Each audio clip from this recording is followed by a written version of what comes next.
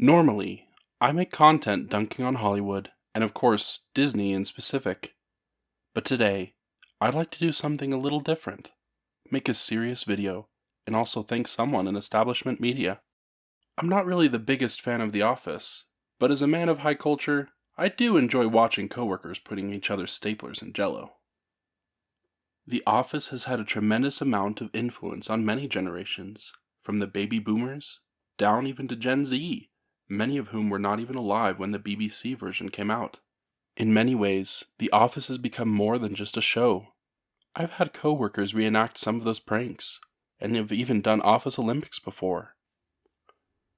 In a way, it's something people have almost wanted to become a part of. Sometimes they will dress up as these characters for Halloween, or even buy their paper from Staples. In many ways, that is due to the genius of Ricky Gervais's writing, to where he could turn the mundane things of our daily lives into a magical world, thrusting us into Dunder Mifflin. Everyone has had a boss like Michael, who says really stupid things, or someone like Dwight, and in fact, we can find a bit of ourselves in each of these characters. And every blunder they make, we remember the things we have said, but also more importantly, with Jim and Pam, we see a normal man and a normal woman who are journeying through life trying to find meaning. Jim dreams of owning a business, and Pam of becoming an artist.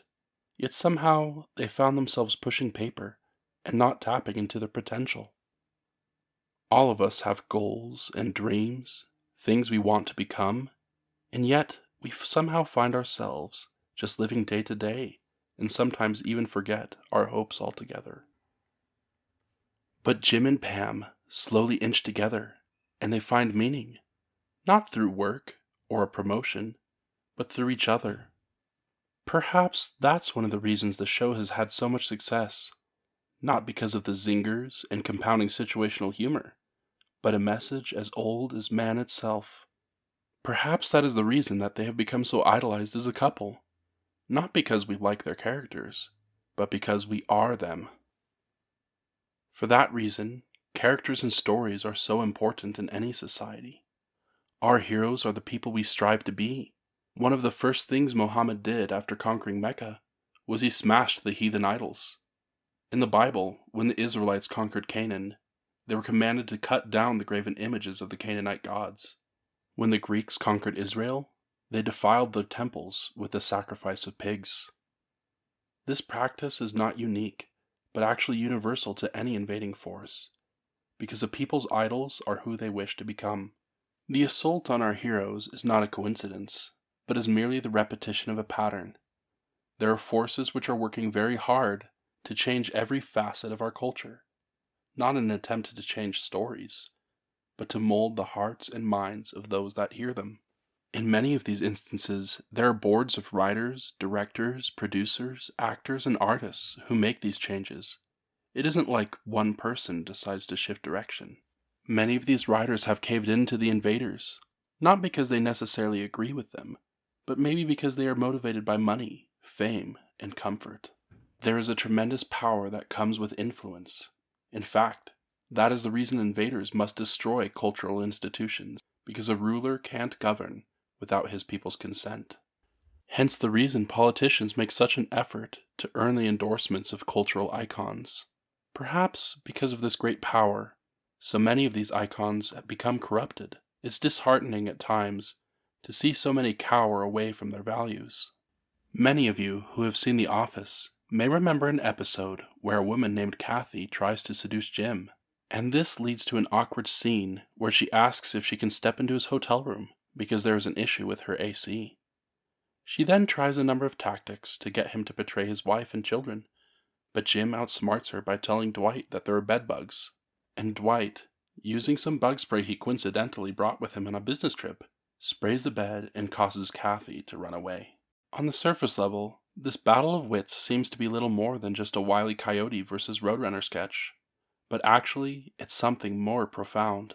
You see, John Krasinski, the actor of Jim of The Office, was asked to cheat on Pam in the scene, but John wouldn't do it. This really shocked the others, because John had agreed to do most things without complaint. So why did he draw a line here? Well, because he said it would be betraying the fans. because he recognized who Jim was and what he had become to so many in America. Jim was the ordinary yet amazing man that strived to become great. Jim is you. And while Jim isn't perfect, John recognized that this betrayal would be to the destruction of the most important thing that Jim had, his family. We live in a time when it seems that there are no heroes anybody can look to. I love making my comics and also memes, but those are just shadows of the things I plan on doing. I currently have several books written and edited. I haven't released them yet, because I hope that people will be able to read them. My dream is that this little acorn, which is Ricky Rat, will become a great tree, and that it will branch out into quality entertainment in the forms of books, radio shows, comics, and even movies. You have brought us to an amazing milestone. Just a month ago, we were at 100 subscribers, and we have now passed 200. I love writing these comedy sketches, but my greatest passion is fantasy and science fiction. And once the audience gets a little bigger, I will release some books which I have already finished. I'm not sure you will ever understand how much your views and comments mean to me. When I write, I'm not just making words, but pouring my soul onto the pages of these scripts and books. And I hope that every work I've done conveys a deeper message of eternal truths. You may be wondering, why I haven't done science fiction and fantasy if I love that the most? And the answer is this. The publishing industry has changed a lot, and after speaking with agents and learning more about the industry, it became apparent that I would need to find an alternative means to publish. J.K. Rowling, the most successful writer of our era, wasn't invited to the HBO Harry Potter reunion, and many people she once thought as her friends betrayed her. All because she stated an obvious fact. I wonder what I would have done in Rowling's shoes. I'd like to say that I would have done the same, but I fear I would make the wrong decision.